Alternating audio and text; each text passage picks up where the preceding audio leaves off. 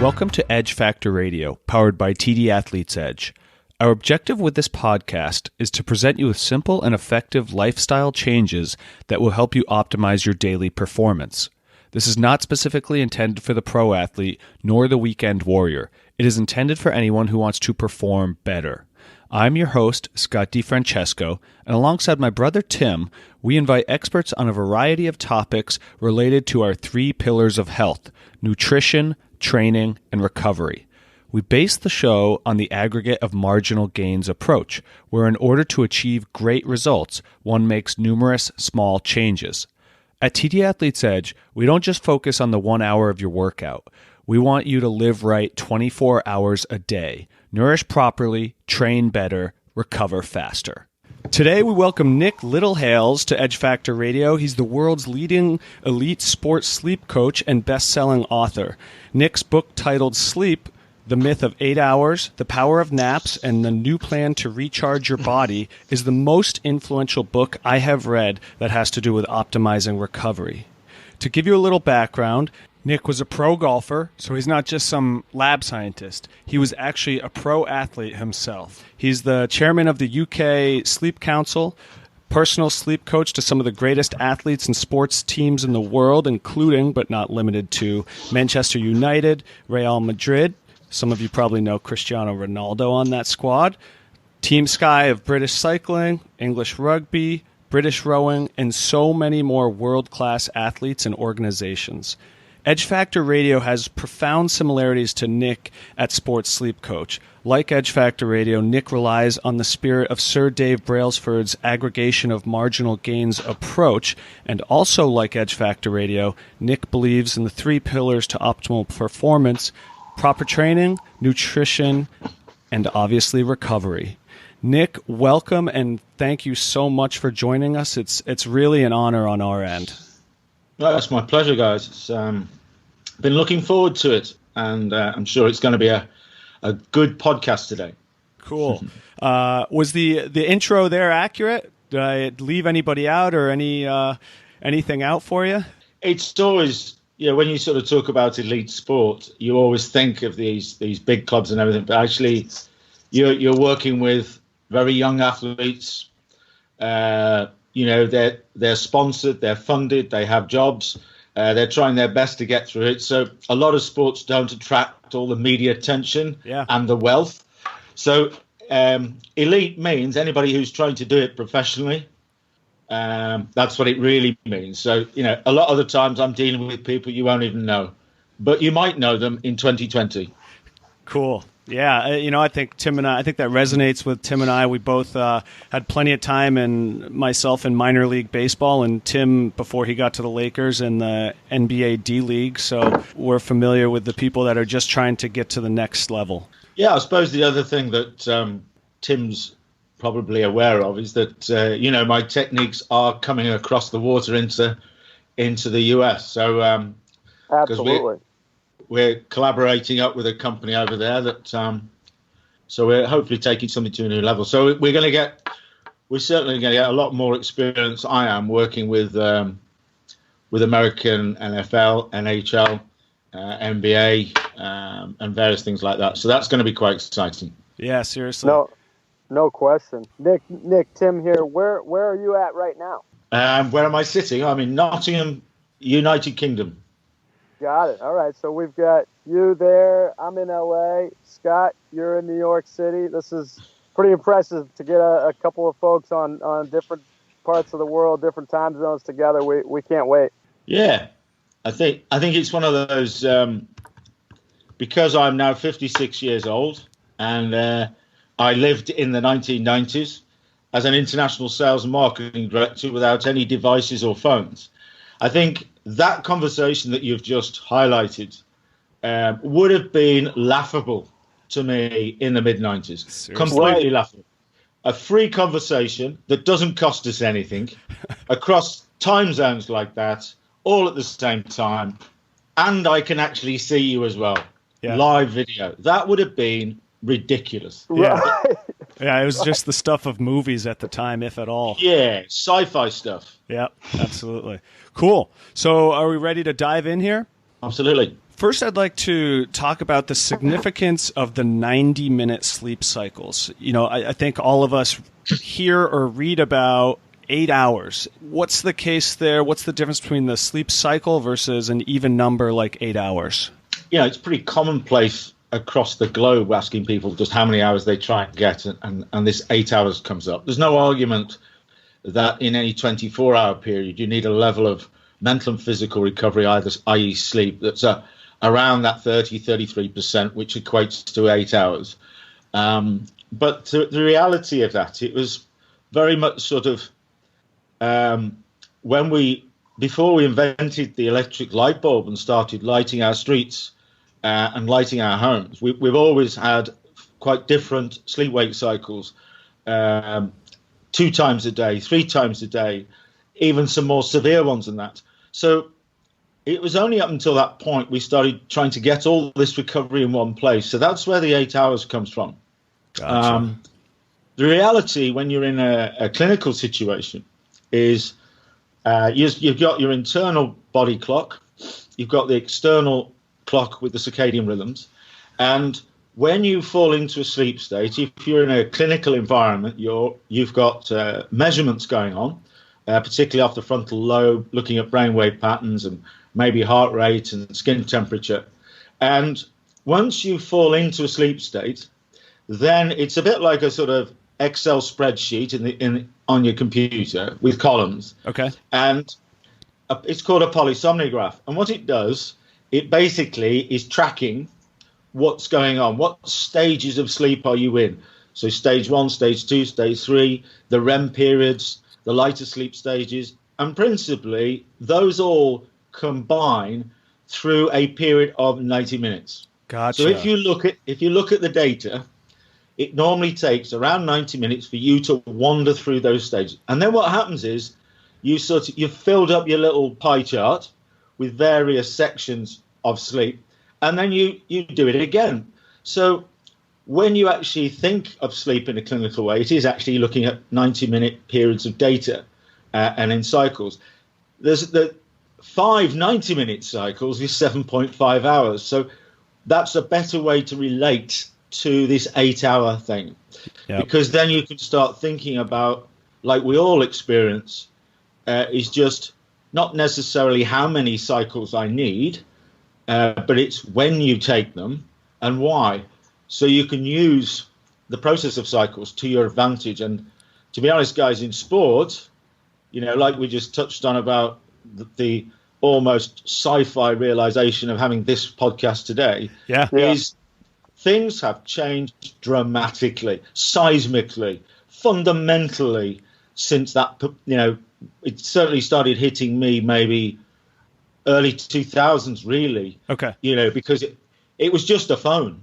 It was just a phone. I wouldn't be doing this with you. So it suddenly started to creep in. So in a very short space of time, pretty much the length of time I've been working in sport for the last 17 years, it's just been fundamental stuff going on. And I think what everybody's trying to do now is find a way from getting from A to B with some of the schedules and pressures of a very 24-hour world that's not getting slower or easier. So using this process seems to make a lot more sense. And I like it because it's perfectly natural. We haven't made it up. We've been human beings on this planet with the sun up and sundown process ever since. So it's just redefining. We used to do it like this, and probably that's a much better way of doing it now. Because waking up in the morning and then just getting to a point where there's only so many hours left before you've got to get up and do it again is a really poor way of approaching this. So, that's pretty much what it is. And, to be a little bit, when I first started talking to a room full of footballers, soccer players, they're young, they're wealthy, they've got no fear, they're talented, and you start talking to them about sleep back in 1998, that was a difficult job. A really difficult job. It's not easy even today, but it was a difficult job.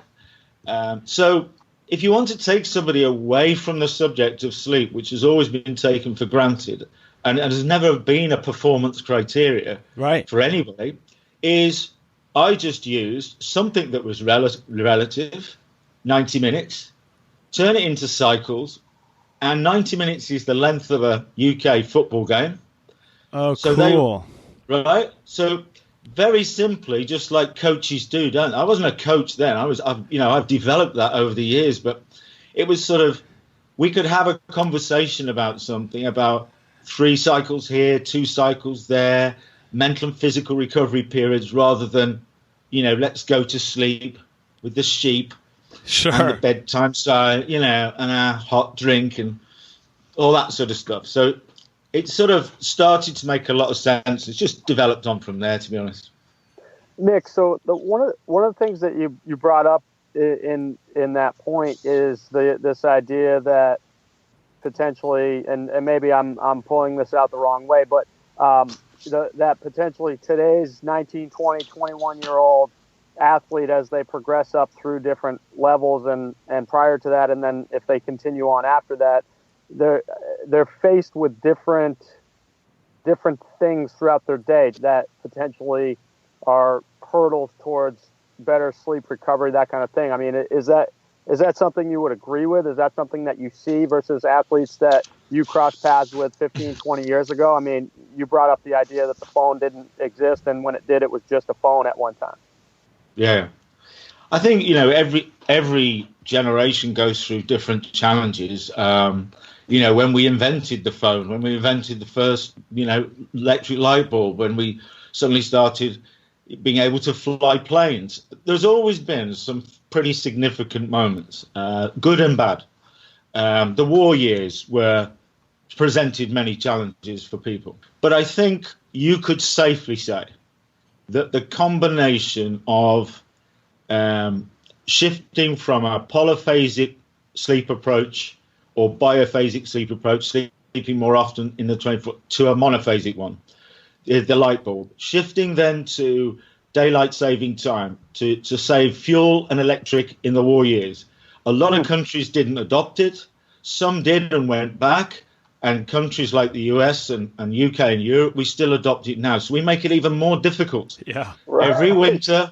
So we make it even more difficult by keeping to it because of the winter months and darker and our exposure to light. And then now we've brought in technology. And technology comes in so many different forms. And you hear a lot of people, particularly the older generation, sort of blaming the kids for being on their tech and shut your tech down or you won't sleep well. Well, that's a negative. It's a negative. The reality is they call it distractions these days, is in their world that they get brought up in, they've got so many things sort of inside of their minds. It's not about being distracted in some sense. It's just there's so many distractions, because while I'm looking at you two guys on the screen, I'm thinking I'll take a picture of that and I'll post it on Twitter. Right. I'll say definitely. Right? So what's happening is when they're doing things, they're constantly distracted. Yep. Their lack of patience is very low. Their lack of concentration can be very low. And their memory retention can be low. Their desire to gather information or to do things in a certain way like we used to just isn't there because they just hit a button. They will be walking around our cities, and athletes are just the same, walking around our cities with the GPS on, looking for a street or a shop or a business or to meet a friend. And then I think there's lots of ways you can look at this, and I think it's just information overload. We have a lot of information in our heads that shouldn't be there, because it's just stuff that's going on all the time, but it shouldn't actually be on your desk in your life unless you choose to go and get it. And I think the most important thing is that nobody was looking after me when I was young. But what happened was if I was walking to school, I was looking at the trees and the flowers and the people, right? If I was waiting for a bus, I was looking at the trees and the flowers and the people. Yep. If I was, but now I'm working on my phone. Right. Right. So if you take their world and go, they just get no recovery breaks at all. None of them are there. They've all been taken away bit by bit. So I think when you combine all these things together, you just find that just our ability to do so many other things. I think the challenges that they have are far greater than we actually understand right now. That there are some very big, no question, big well-being red flags. The reason why I spend most of my days talking about sleep, which is tough, to almost everybody, from principals in universities to students to teachers to pilots to air traffic controllers to nurses to surgeons to athletes.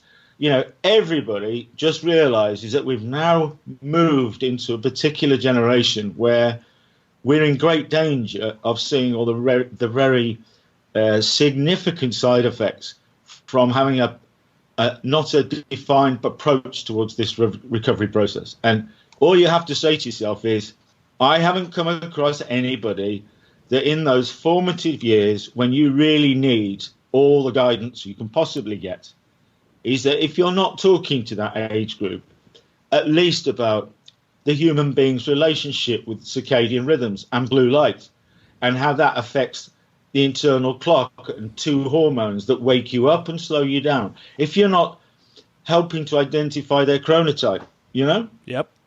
then trying to get two kids to do their homework at the same time and Scott's a PMer and Tim's an AMer. Do you know what I mean? You're sort of going, you're making it hard. If they then go into, higher education and they haven't got at least some knowledge of these things, of maybe they should do certain things in the morning, maybe they should help themselves.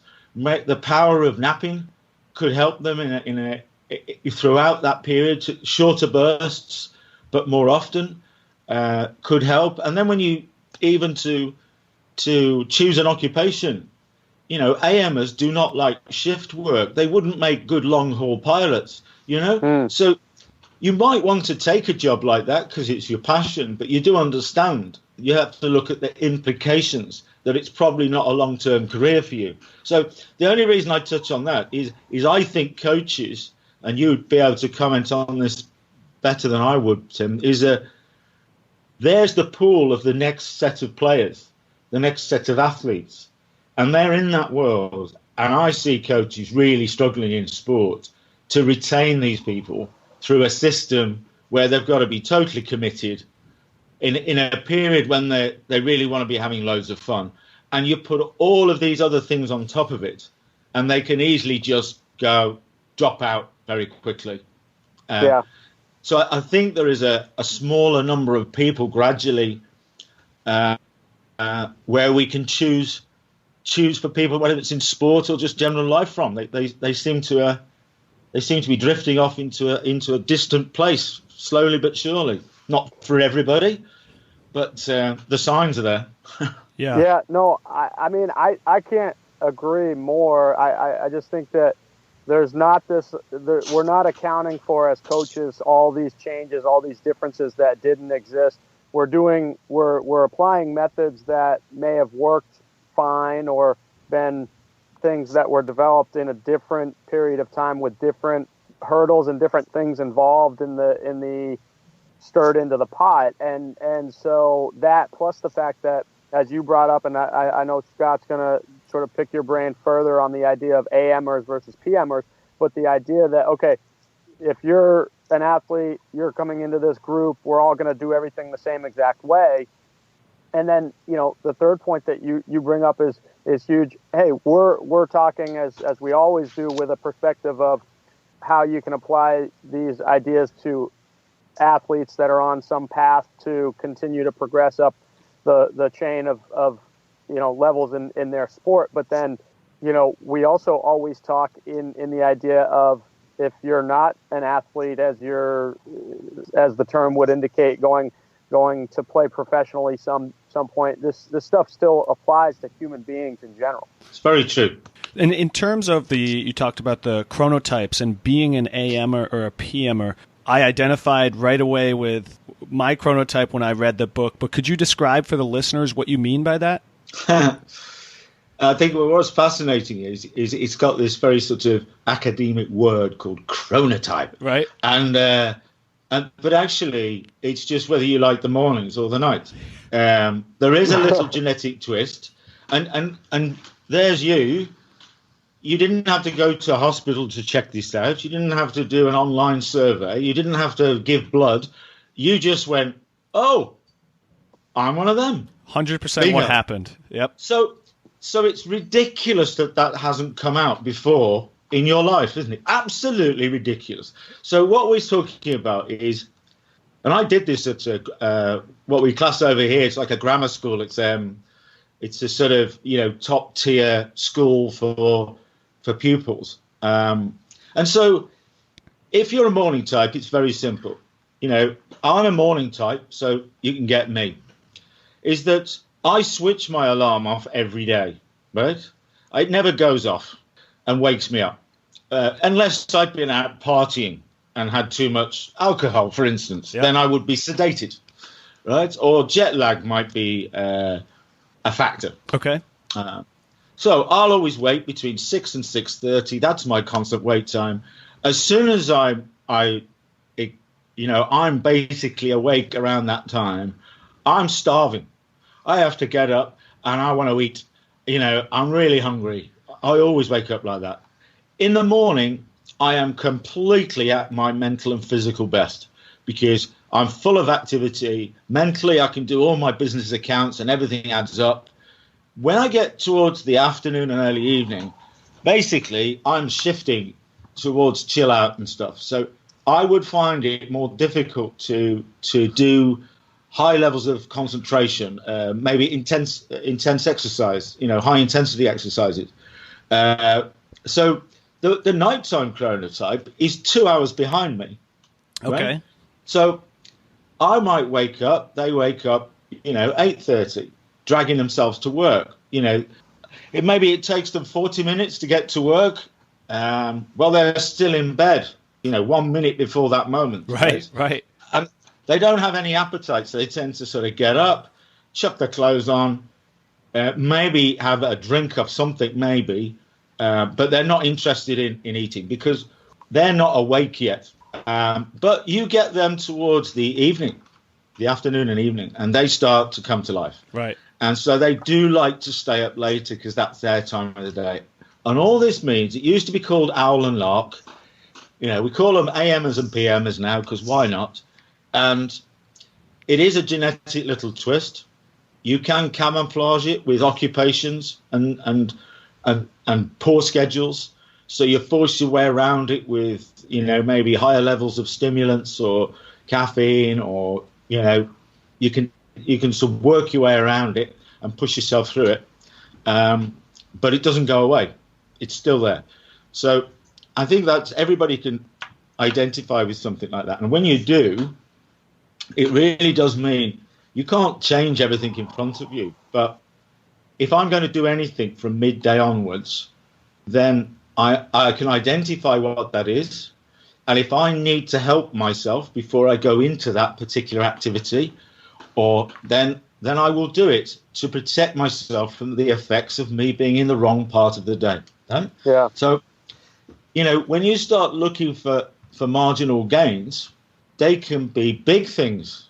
They're not always little things. Okay. They can be a lot of big things. Yeah. Because there is some evidence, and it was basically in ice hockey, I think it was, or baseball. I think it was baseball over there in the US, where they got everybody's chronotype. They got all the data from the evening and daytime games, and would you believe it?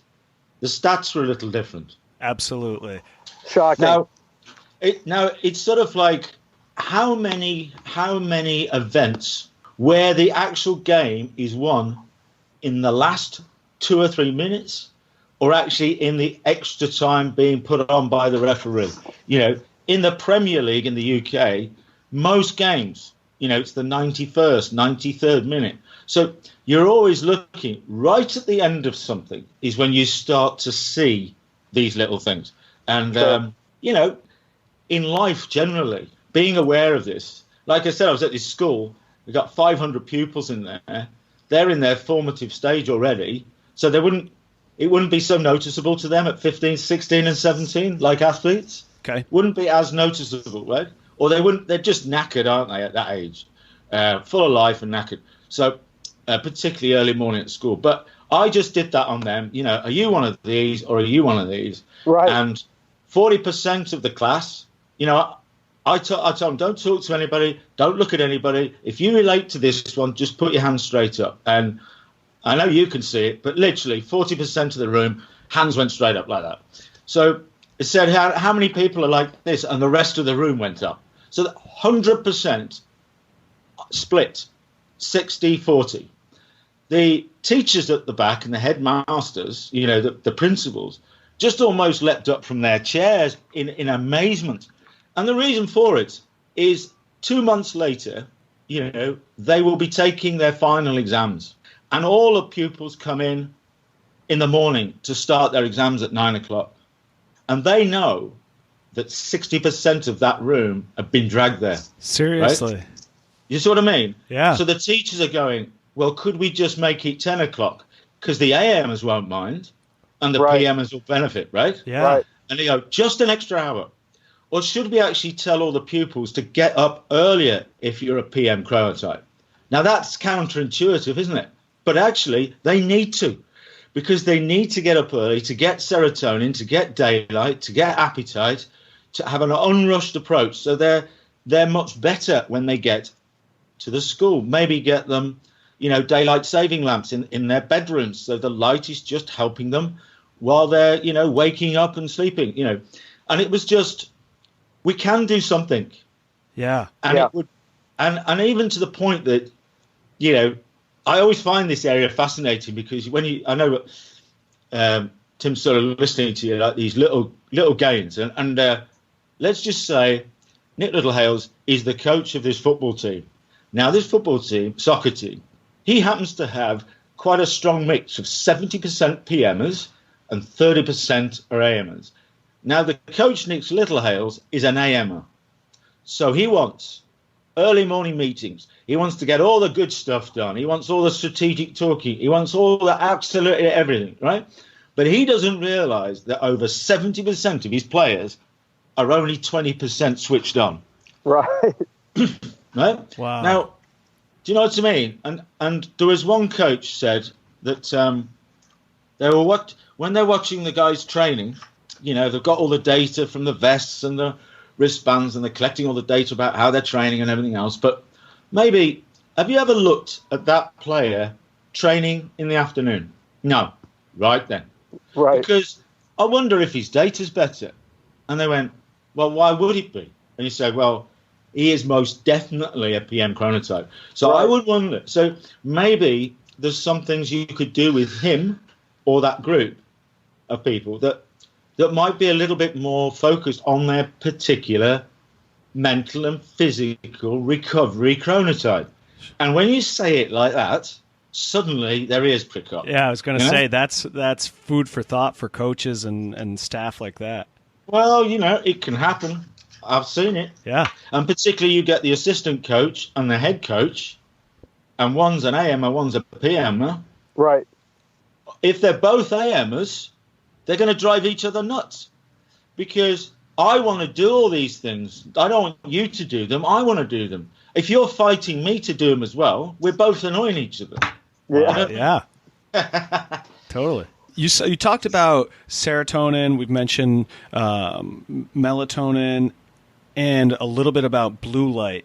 How do all of those things relate to each other, and when are they at their peak, or when should they be at their peak? Well, you've got, you know, it's something, again, that would be, this is why, you know, shouting at everybody to shut their tech down before sleep because of light and stuff. And it's the wrong message. It's the right message, but it's in the wrong way. Gotcha. You should educate them in the first place. That what you've got is very simply going back to sort of like we always spent time outside, you know, as human beings. So basically, we'd end our day, sat around a fire, eating some food. It's gone dark, right? Now, the amber light from the firelight, amber light, candlelight, red light, yellow light. none of this has blue light in it. So it's the sun, daylight.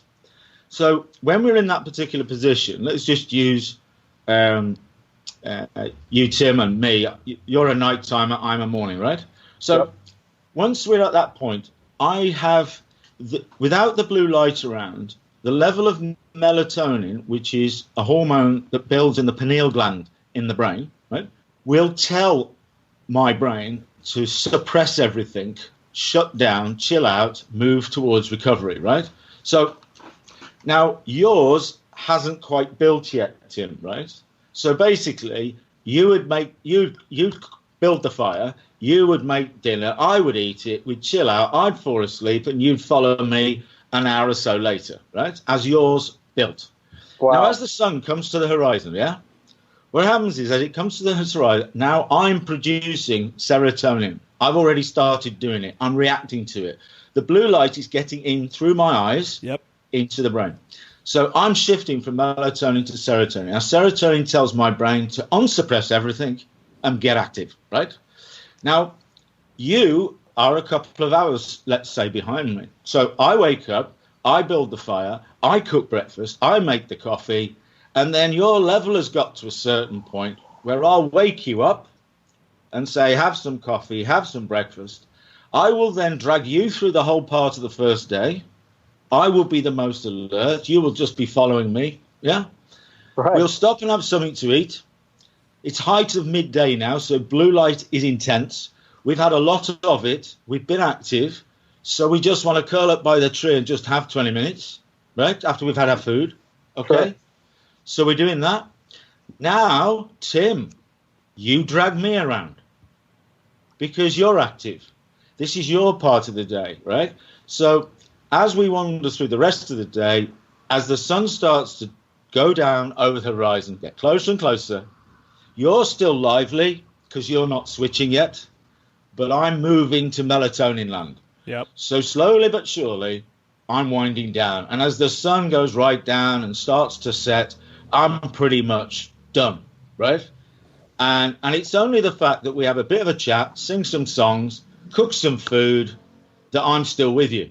Right. Because I'm hungry, right? But once that's out of the way, I'm gone. Now, a long way to do it, a long way to describe it, but it's a, it's a nice little story. It puts it in context of what's going on.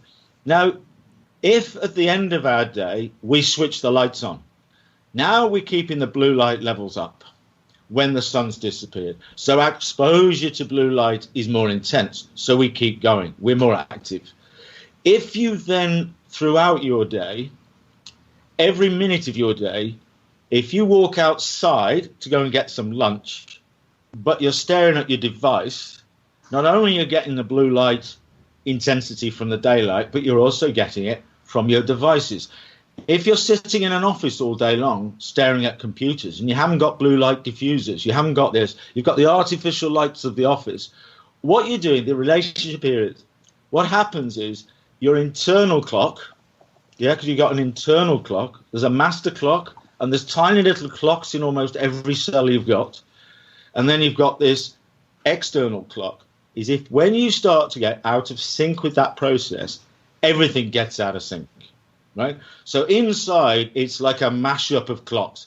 They're all at the wrong times. They're all trying to do things in the wrong way at the wrong times. I exaggerate a little bit, but if you ask the professors and the clinicians, this is actually what's going on. Wow. You're sort of producing serotonin at certain levels in the wrong levels. Your melatonin levels shift around. So everything from appetite, mood, awareness, alertness, reaction times, the list is endless.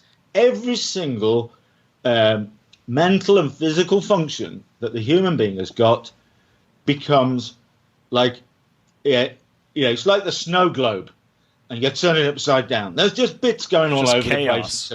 Chaos. Now, we don't necessarily feel this in many respects. Right. But I think going back to the point you had before, maybe up until the 90s, our approach to this, our understanding about it, we got away with it. Because we had less of everything. So there was a bit more of a balance.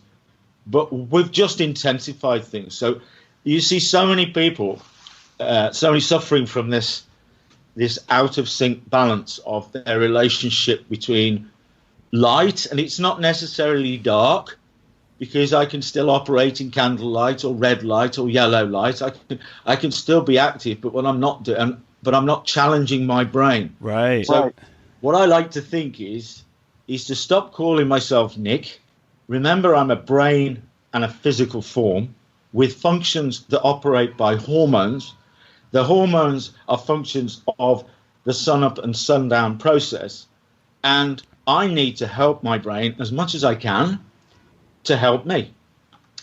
So if I want to get good quality recovery, then I need a better balance. If I want to eat well, at the times of the day when I should, when I want a good appetite, I want to eat the right types of foods, I want to hydrate properly, I don't want to over-exercise, I want to have good relationships with other people, I want to be able to make good decisions, I don't want to feel fatigued and tired all the time. So I could do a lot of things which people jump in with isolated interventions that don't have any effect in isolation. You just turn around and look at the human process, and you'll get every little marker you need, every marker you want. Oh, that's awesome. And that's as simple as that, isn't it?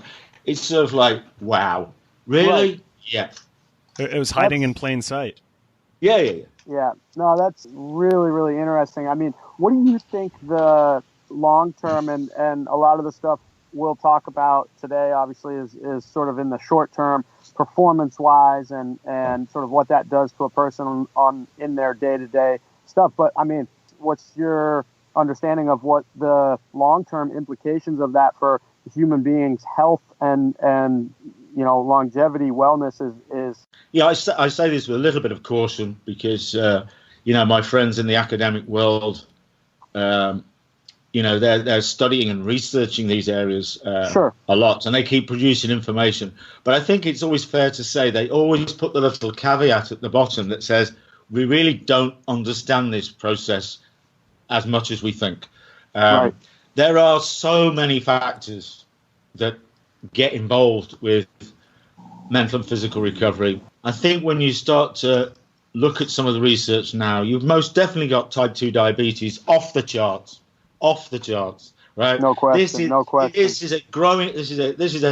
It's not just a gradual 5% increase. It's just growing like mad. Scary. The consequences of sort of sugar control and glucose is that has knock-on effects to all sorts of things.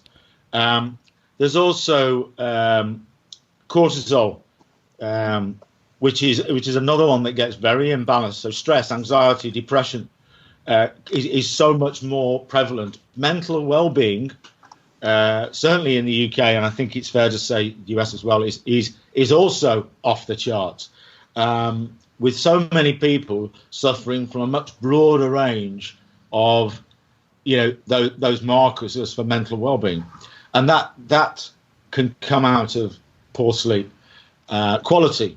The other factors later in life, like dementia, Parkinson's, heart disease, heart attacks, obesity is another one. It doesn't mean to say that you're going to turn into a 200 kilogram big burger slob.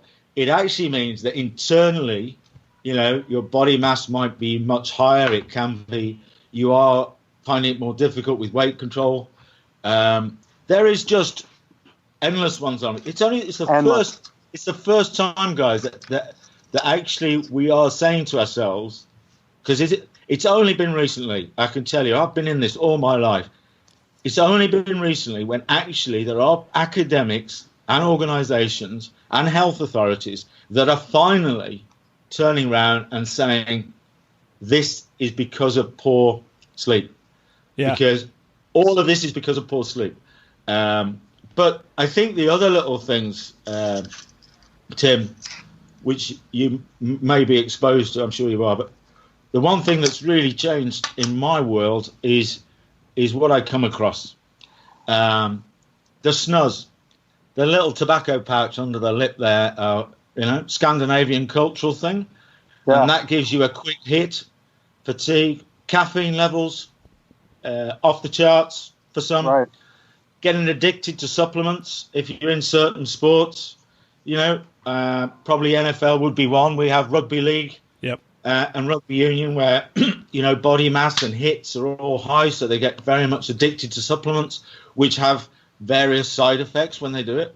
And the other one is, a report's just come out in the UK, and I know it's the same, is that the GPs are at their highest levels ever and growing prescribing sleeping tablets. Wow. And I know for a fact they use words like epidemic levels in countries. I've heard that about snus in America, right? Because you wouldn't even notice I'm doing it if you're looking at me now. Right. Because it's just a tiny little pouch up there. Yeah. Right. So you can't see it. The athletes don't disclose it to the coaches. They're not doing any tests for nicotine. Of course. Right? Of course they're not. And the one thing that's really scary is the great thing about the World Web is that once a GP's prescribed me with some Ambien or Zopiclone as a tablet to help with sleep, I can get that stuff online without prescription. So athletes, once they know which one is prescribed to them, the GP then doesn't know that they're still taking them. Yeah, and it becomes long-term use. Yeah, the club doctor is not aware that they're using them, right? Because he's not prescribing them. And I've come across this loads of times. Because as you know, what I do is I tend to break down the being too intrusive between a club and the athletes. You can get too intrusive.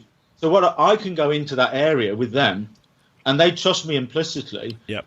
So I spot all the coffee machines in their home. I spot all the little things everywhere. And they don't think because I'm a sleep coach, what the hell's that got to do with anything? Right. But so I find things out. And I don't go snitching on everybody, but I tell you what you need to do. You need to start testing, right? You need tests for caffeine because you've got no caffeine protocols in this club. You need tests for it because some of these guys are at 1,500 milligrams before they get to lunchtime, right? My gosh. Off the charts, And so I think what we're all concerned about in sport, and we're having to sort of sit back a bit and take a deep breath. As you pointed out before, what are the challenges of these? There's a lot of kids just going straight into this world really, really quickly just to cope. Yeah. They don't get any other advice. Right. I actually went into a club, guys, not to wander on this one too much, but I was asked by a rugby union club over here in the UK, a top flight Premiership rugby union club, asked by the club doctor to go in and provide a recovery program for the players and the staff because he was so scared of the levels of sleeping tablets he's been prescribing that's been getting increasing. But the coaches wouldn't stop him doing it because they said there's no real side effects. The guys need them before games to get sleep, to force them to sleep, and after games to sleep. Right. Now, all I did is I gave them a 90-minute cycle routine with recharge 20-minute naps here, there, and everywhere. We looked at their schedules, and I also convinced them that have you never, ever not slept at all and still smashed it the following day? And everybody goes, yeah, that happens. I said, right. When the night before, the period before an event, when the adrenaline's high, anxiety's off the charts, let's do some other things and try not to sleep. Because it's really hard to sleep when it's like that. Yeah. You're forcing it. You're forcing it, right? So don't do it. Maybe have a short 20-minute nap and then be active, do some other mental and recovery things, whatever, and to take the pressure off. And when you come back after the game, it's the same. Yeah. So what I did is by telling them not to sleep, in a sense, pre and post, they stopped taking the tablets. Wow. That's awesome. Now, isn't that stupid? Seriously. It's incredible. It's stupid, isn't it? But you let them take the pressure off of themselves to say, hey, look, if we just look at it from a different angle over here, I mean, now that all of a sudden the pressure isn't there to be forced. The same thing that all athletes hear, make sure you get a good night's sleep before the, big match. I mean, the same type of thing. It's too late, though.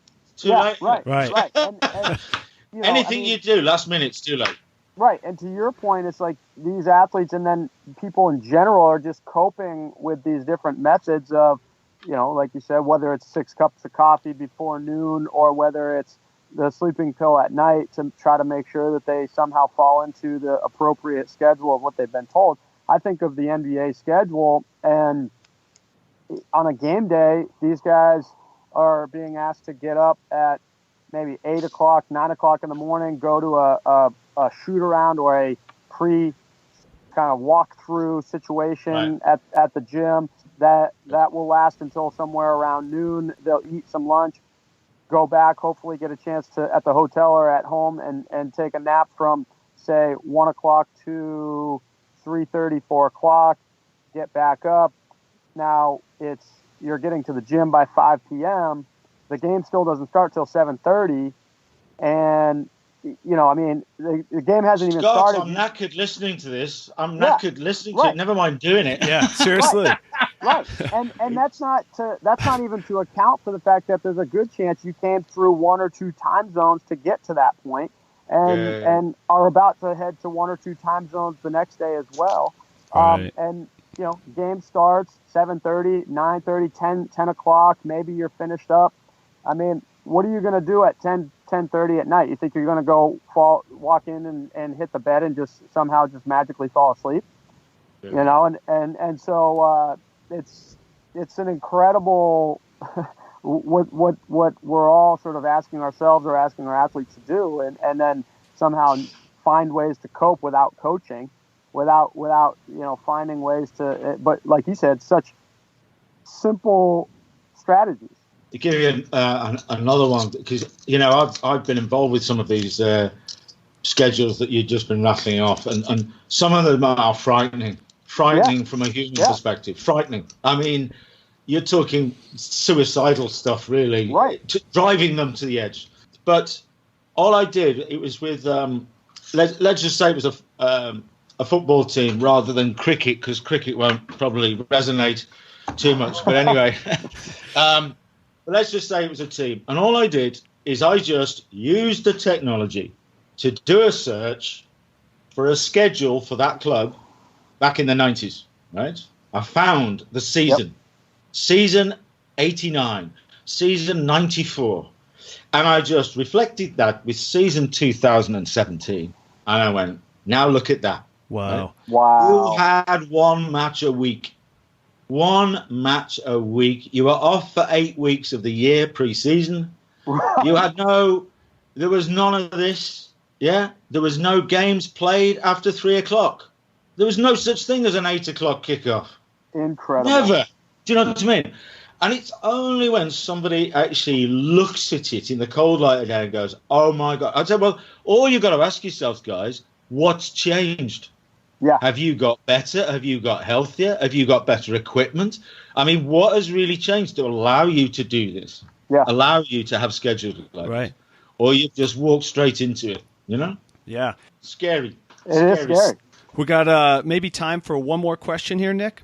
Great. Cool. Reading your book, I love how relatable it is. It is the opposite of dry, and there probably was a way that some authors could have presented all that awesome information in a dry fashion, but I felt like I could relate and connect with every single chapter in your book, and especially with how talking about naps, and actually I myself have, and my fiance makes fun of me every time for it, now have changed my terminology of naps to a CRP, a controlled recovery period. So it's like I'm taking an active role in my recovery process. It hasn't become what you do in kindergarten, although it really is the same thing, but it's something I can do to better my performance. Could you talk about, you mentioned there's kind of 2 windows throughout a day where it's kind of the best time to take one of those CRPs, and why?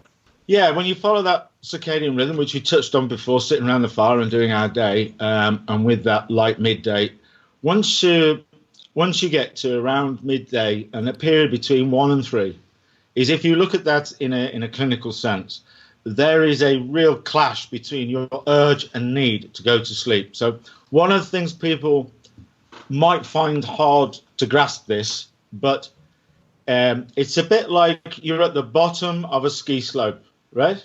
When you wake up in the morning, the sun comes up, say 6 o'clock, there you are, you're awake. And now there's a ski slope in front of you going right to the top, yeah? A nice, gentle incline all the way up to 11 o'clock, 12 o'clock at night when you're at the top, right? So every hour, you're moving closer and closer to sleep. You're not getting more and more awake, right? So every hour, your urgent need to sleep is building, right? So when you get to, and it's not a wavy line, you're just going up this hill.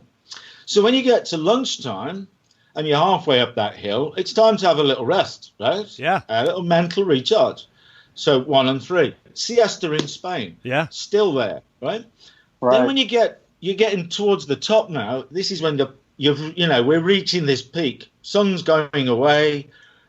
We're closer to this 11 o'clock right at the top, and we're heading for sleep, right? So between 5 and 7, there's another one before the last leg of the day, right? Between 5 and 7, another little 20-minute to give you that boost of 54% alertness and awareness is a great little period. And also, for all those AM chronotypes, it's the way to get through the summer. Oh. Yeah. Shove it in early evening. Now we can play with everybody else in the summer. Cool. And we have a shorter period at night, but that's why we do it, right? And it also gives you fantastic flexibility that I've just met you two guys today. It wasn't planned. So I don't follow some sleep-wake cycle that's restrictive because I'm using it to my advantage. 28 cycles, 35, 30 of this, 20 of those, right?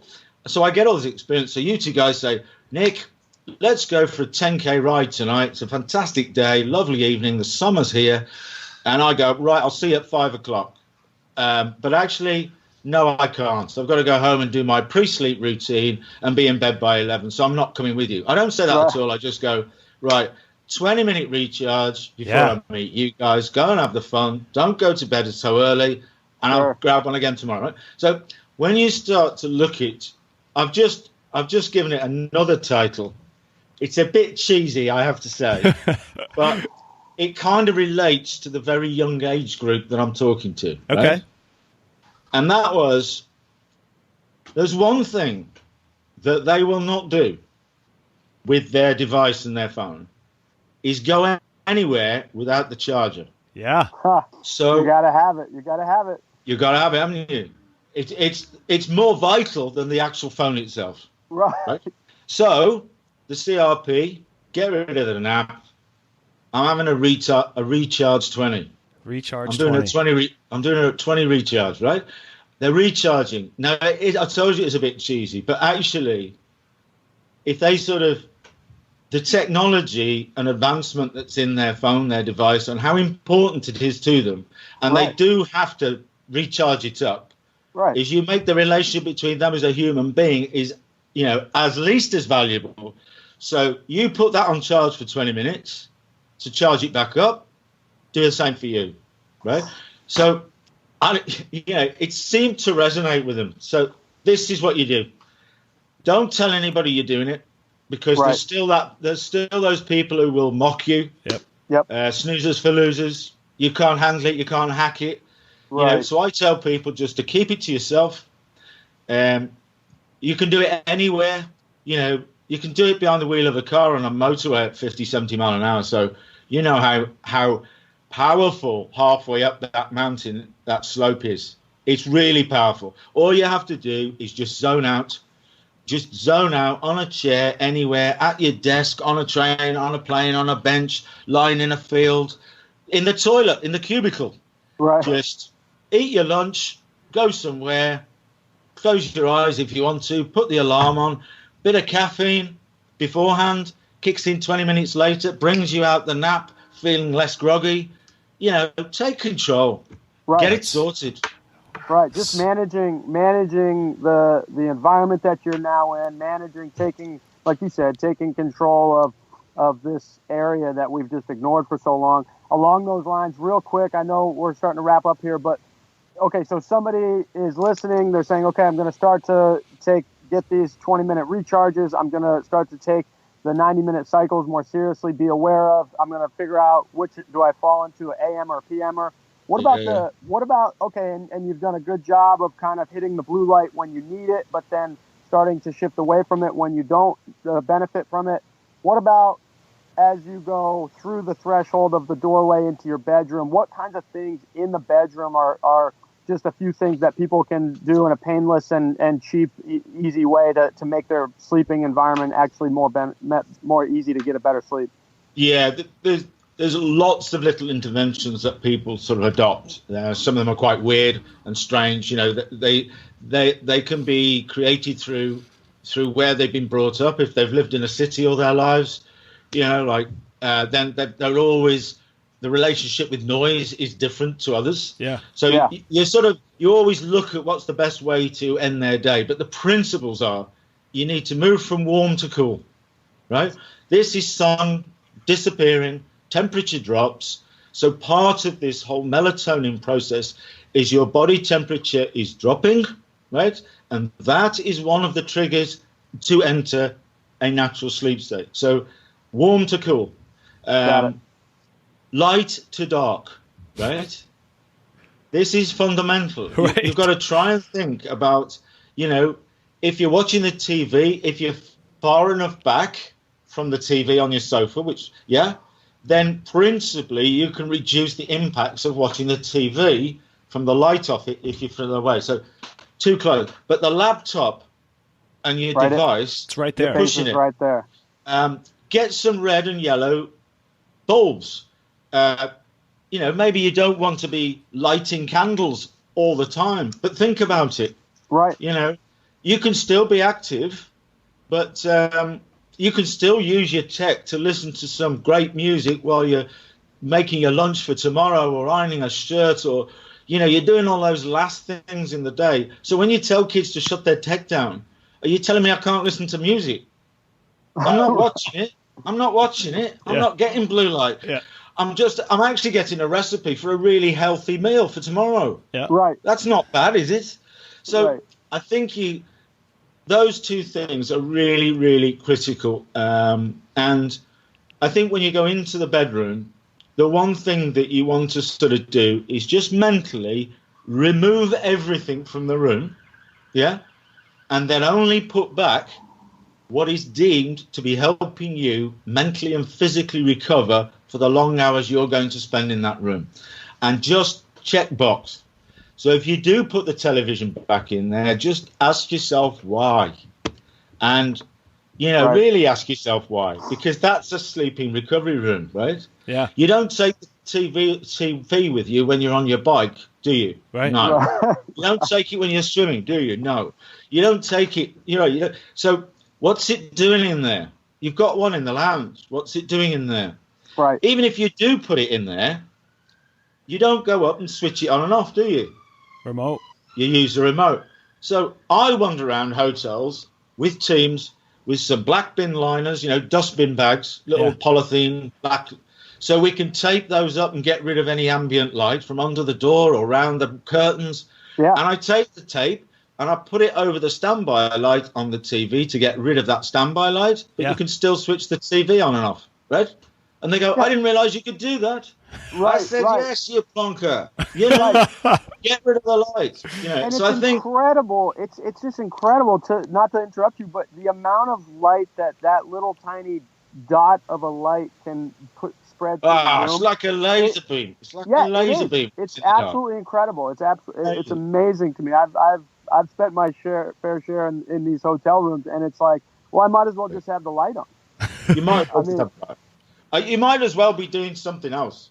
Right. Because, you know, mindfulness, meditation, stretching, maybe even light exercise, you know, watching positive things on the TV or your laptop that's about you winning something or you achieving success or something, all sort of things that are all about getting you to a positive place. Because sort of sleeping for hours and not getting the benefits you want from it kind of makes you feel worse than actually moving away from it. And it's a great point.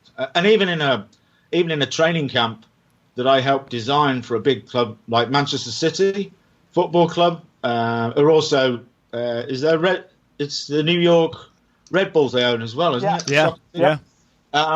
So when we were doing the training ground and we were looking at all the recovery rooms for the players, academy and first team, there was one or two little things that I didn't get involved with, which is about some of the structural things about the building.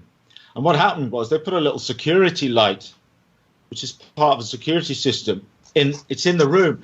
And they put it in the room, but it was actually positioned, and it was under a little glass ledge. It was by a glass shower room. So this little tiny light, little green light, was actually bouncing off the whole place. And when you put the room in total darkness, it was literally crazy. You know, you could see the pineal gland just going, "Wake up! Yeah, come on!" Yeah, here we go. You know, it's a fascinating subject in and around those areas, guys. It really is fascinating. But I tell you what, I think anybody who reads the book, I haven't met anybody yet that's told me that it was a bad book. Right? It's outstanding. So we can't tell our listeners and our followers enough that this is something that will, like Scott said, it'll just change your whole way of thinking about this critical part of performance, health, wellness. And we've just ignored it, and while we've been ignoring it, it's been getting harder and harder to manage it. The simplicity of it, of what you put in there, but the how you put it out there. Talk to us real quick about some of the other things that you can provide in terms of products and things that you've put into the mix of what we can all do to combat the issues here. Yeah, well, the book basically flows you through the 7 key areas that I look at. So we've covered those off today, and I think you guys will back this up, that as you're reading through each sort of chapter, you almost know what you're going to do when you finish the book, or even before you finish the book. You're going to start doing it already. Yep. So there's no real thought or investment process. So anybody who reads it, I think, will be just inspired to make changes almost immediately. Yeah. And you start to see the effects almost immediately. Is that safe to say? Absolutely. Yeah. So it's a wonderful question. thing. It's not like joining the gym in January and leaving it in March, is it? That That's classic. right. But what it is, there's a website called sportsleepcoach.com. On there, we're continually posting free content. We've got all the normal social media handles: Twitter, Pinterest, Instagram, Facebook, LinkedIn. We're always posting things there. I'm doing videos every now and again, trying to cover subjects off. You can get our coaching services, so they can access you can do a free profiler on the site right now. It's not, you just go in, 24 yes and no questions. It will hit me. We look at it, and I give you a percentage score out of 100 to see where you are relative to those 7 areas. And you can do that right now. We do all our coaching virtually, like we're talking today. Sure. So I used to be restrictive of not being able to get to somebody. Yeah. But now I can see them. They take videos of their homes. They take pictures of hotels. We're completely virtual. We don't. So I do a lot of coaching virtually in the US and Canada. So a lot of people come into me, and we do that, whether it's CEOs or athletes or whoever it is. The other thing is that, one thing I've noticed in sport is pretty much 99% of that Manchester United team back in the 1998 were British-born players. That's not the case anymore. Right. It's completely the other way around. So right? true. The fact that the book has now been translated exactly the same, apart from one country, guys, and you can guess who that is. It's been translated into 13 countries so far. So there's people from all different cultures and language barriers who can actually read it themselves in their own tongue.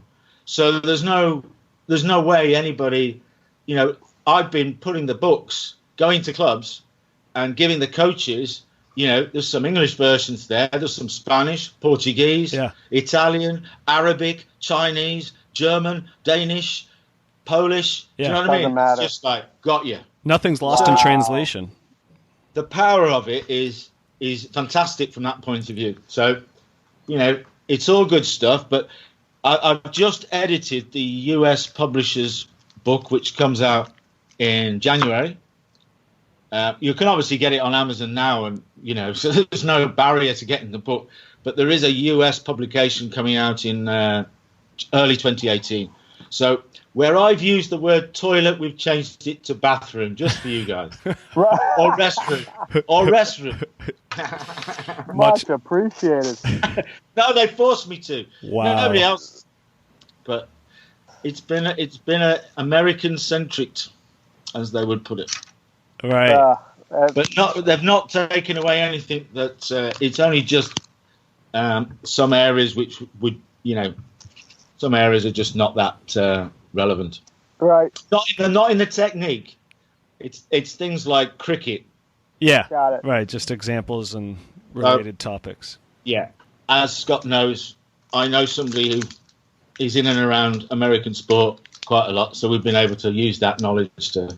Awesome. Well, I mean, I feel like, don't tell Ball State University this, but I feel like in the last hour I just learned more about recovery than I did in my 4 years of education and over there in Indiana. So hopefully nobody's listening over there. But gosh, thank you so much for being on today. Again, such an honor from our end. And you mentioned before where everybody can follow you. Those social media handles, are those at Sports Sleep Coach as well? Yeah, Twitter's at Sports Sleep Coach. Okay. I think, if you put Sports Sleep Coach, Elite Sports Sleep Coach into your browser, then pretty much all of those just pop up in front of you. But Great. If you go to the site, sportssleepcoach.co.uk, they're all there anyway. Great. Awesome. So that about wraps it up, folks. Man, I know I'm going to save this one and listen to it time and again because I'm doing the same thing with your book, just trying to comb through it again and again and finding little nuggets that I might have missed because it's just chock full of impactful tips and strategies. So thank you for the book and thank you for coming on today. Yeah. And anybody who's got kids or is about to have kids, it's probably the best book you need to read. If you sleep in cycles and shorter periods more often, when the kid comes along, you'll breeze through it. Yeah. Tim, you can attest to that. Our 11-month-old and my wife and I are benefiting tremendously. Yeah, Trust me. It's not just for you, is it? It's for your kids as well, isn't it? No, absolutely. Absolutely. It's, educate your kids. Educate your kids. That's the schools aren't doing it, are they? No. Right. Not at all. Well, Nick, thank you so much. It's all right. I'll no doubt see you soon, won't I? Probably. We can't wait. Cannot wait. That completes today's episode. Thank you for listening to Edge Factor Radio. If you like what you're hearing and are willing to help, subscribe to Edge Factor Radio on iTunes and write us a review. You can follow us on social media at Edge Factor Radio. Want to hear from us every day and even be able to call into our station? Well, download the Anchor app. That's ANCHOR. Search for Edge Factor Radio and favorite our station so that you can hear our daily performance tip. Find show notes for this episode on the podcast page at tdathletesedge.com. Please join us next time to learn about the next Edge Factor.